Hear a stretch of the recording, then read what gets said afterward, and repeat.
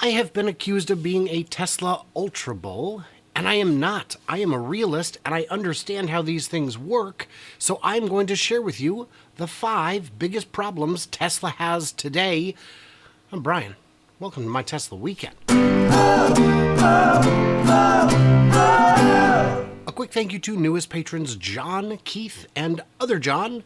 Thank you guys so much for your decision to support the channel. It's why I'm actually able to do this. Yeah, I don't do the clickbait like the other channels do, so I don't get the clicks like the other channels do, but your support makes it all possible, and I thank you guys so much. You can support me on YouTube as a channel member. You can do it on Patreon. You can do it on Twitter as a subscriber.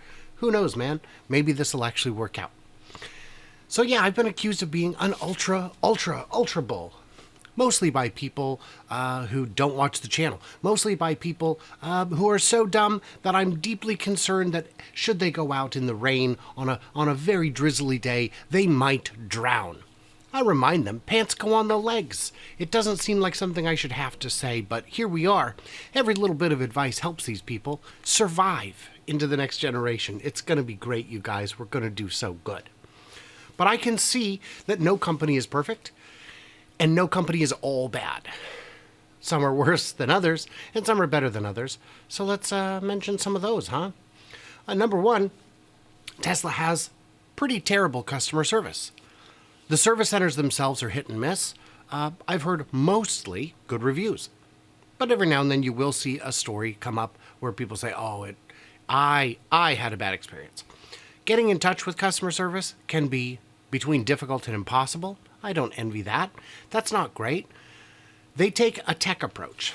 The kind of tech approach where, look at a service like Google Fi. It's a phone company, but it's not really a phone company. Mostly what they do is automated customer service. Automated everything. Automated signups, automated disconnections, automated everything. And that works very well at keeping costs low. And for 99% of the customers who never need customer service, it's perfect. But for that 1%, it can be a real bear. This is just how tech companies operate. I would like it if they had a PR department. Well, they get enough publicity. Yeah, they do. And that's great. But for people who rely on PR departments to return emails, it's very frustrating because there is no customer service in that regard. But they're not alone in this. Ford doesn't return my emails either. No four-wheel car maker has ever returned my PR request emails. Actually, Lucid at one point, I guess they don't make 4 wheels. Not Lucid, Nikola did write back to say, no thank you, not interested at one point. So I guess that is a return email. So the customer service is hit and miss. It could be better, especially with the solar division.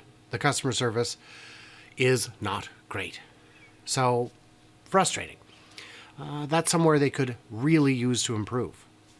Number 2, the biggest one, I think, maybe I shouldn't have put it second, is product delays. So many product delays. Solar Roof was supposed to be huge by now. The Roadster was supposed to be out 3 years ago, and it's not even seriously in the works at this time. The Cybertruck is delayed by at least a year or 2, but it is finally coming out. The Semi, late. FSD, late. Product delays. Very frustrating. We saw Dojo almost 2 years ago, and it's only now starting to be implemented. That's a product delay. That's not... Most companies don't announce as early as Tesla does. I'd love to get to the point where one of these days we see Tesla do an unveiling, and they say, the new car is here, it's the compact or the van, and deliveries begin within a month. We've already got 50 test vehicles out here that are already saleable. Hop in. Absolutely everyone here can do a ride right now. You can drive it yourself. I don't know, but it's ready. Other companies release their products, reveal their products much closer to the time that they're going to actually be selling them. There are teasers, of course. There's always prototypes. There's always show cars. There's always renderings and whatnot. But Tesla uniquely will show a product that you can plunk a couple bucks down on right now and never get. And I don't mean never, I mean there are people who will put money down who will die of natural causes before they receive the product they were expecting. That's not good. That's not good. The factory delays, those are not real delays. Their factory construction is very impressive, very fast. FSD, I give a lot of leeway on because in 2010 through 2014, every AI company, every autonomy company was absolutely convinced that not only would they themselves have it cracked by 2020, but that everyone would. Because the March of Nines is a real beast. In your first year, you got all the way to 90%. That's pretty good. 2 years maybe? Next year, we're at 99%. Oh my gosh, we have closed the gap.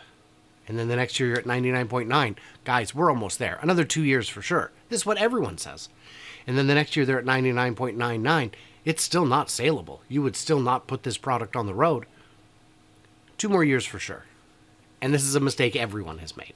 That's why no one has cracked it except outside of very limited geo-fenced areas. And even there, the Cruise and Waymo vehicles do things that they'll pull up to a stop sign and just stop, or just like try and hit a pedestrian. They don't actually hit them. Doesn't show up in the reports, but you'll see footage of it. Is that safe enough? Maybe. If a human was behind the wheel and they were driving FSD beta, they would have incurred an intervention because a human sitting there supervising it would not have permitted that kind of nonsense. Not for a second. And if they did, they should have their FSD beta revoked. Crazy.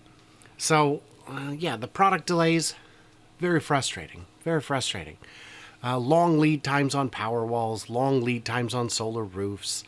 And the Megapacks has a 2-year backlog. We need to build more factories for those. But all this is coming. And that's a legit concern, a legit criticism. If the haters would stick to legit criticisms, I would take them more seriously. But they can't because that would be reasonable. Number 3 is a lack of parts. In the early days, my gosh, it took forever to get parts. But we're not in the early days anymore, and it can still take what I would consider an unforgivably long time to get parts. My friend Ben, if you're watching this, Ben, howdy, his Tesla was bonked into in the snow when it was parked last year in the winter, and it took months to get it fixed. And then they didn't even fix it right. They had to take it back and fix it a second time. Month, that's too long. That's unforgivably long. Parts are high margin. Get them on the shelves. It'll improve the overall customer experience. It'll improve cash flow because you've got more high margin stuff going out. You get more than 20% on parts. Make the parts more available. And then number 4, lack of models. Yeah, it's not the most common complaint, but it's real. I don't want a 3 or Y. S and X are out of my budget. I don't want a sedan or a crossover. I want a blank. I want a compact. I want a van. I want something else. There is a lack of products, a lack of models, a lack of diversity. But just like all the other things we're talking about, this is part of the plan. The lack of customer service isn't because they want to give bad customer service. It's because their approach is designed differently, on purpose. It usually works. It sometimes doesn't. The lack of models has allowed them efficiencies in scaling that you don't get when you release, Mercedes doesn't make a whole lot of total units, but they've got some years they've got 12, 15 different models out, not even counting their commercial vehicles. Why do they have so many models? Well, because everybody wants something a little bit different. Somebody will buy the A-Class. Somebody will buy a variety. There's so many different 3 Series Mercedes, BMWs. Yeah, people like different models, but it costs more. The Model 3 is not for everyone. None of Tesla's models individually are right for everyone, and even collectively, they're not right for everyone. More models are coming.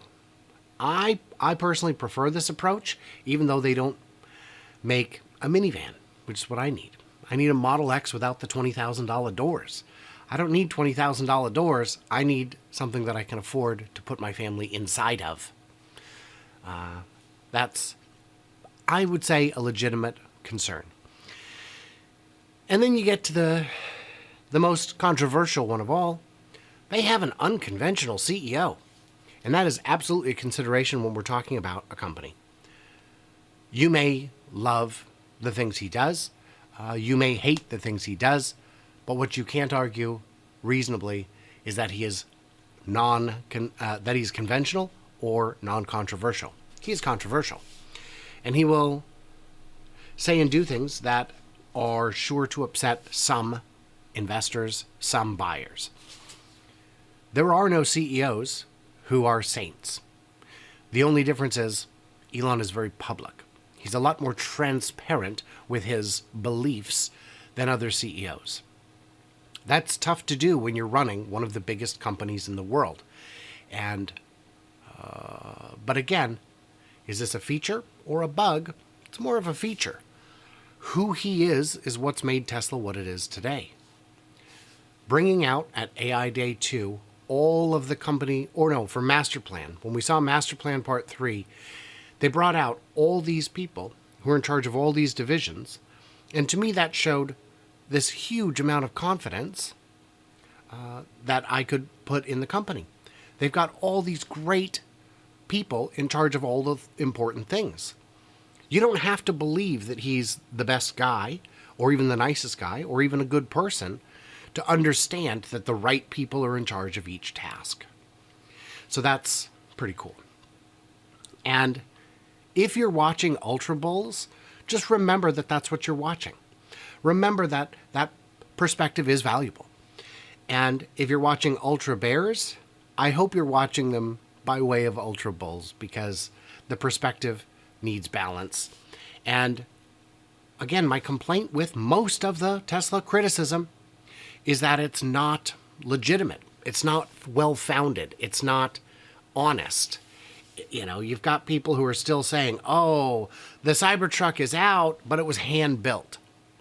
No, my friend, that came off the assembly line. That is a saleable unit. That is probably going to be sold to an employee very soon, within months for sure. Whether they'll book the actual sales in Q3 or not remains to be seen. But it is going to be on the road shortly. And I'm very excited about that, obviously. I've been talking about this for years. This is my jam. So they've got to be a little more honest with their criticisms. Oh, no one's going to buy it. Oh, people are going to buy it, my friend. People are going to buy it. So today I'm giving a presentation at the McAdams Service Center in Portland for the Tesla Owners Club of Oregon. Very exciting stuff about what's next, the future for Tesla. I'll try and record it. Those never work out well, but I'll give it a shot. And if not, I'll just make another version for the channel soon. And it's great stuff. If you're going to be in the area, it's from 10 to noon, which is in somewhere between 4 and negative hours from now. So, yeah, that'd be awesome. See you there, maybe. And for the rest of you folks, stay tuned, stay juicy, and I can't wait to hear from you clever robots on the next one. And remember, you can still subscribe and like and comment and all that good stuff.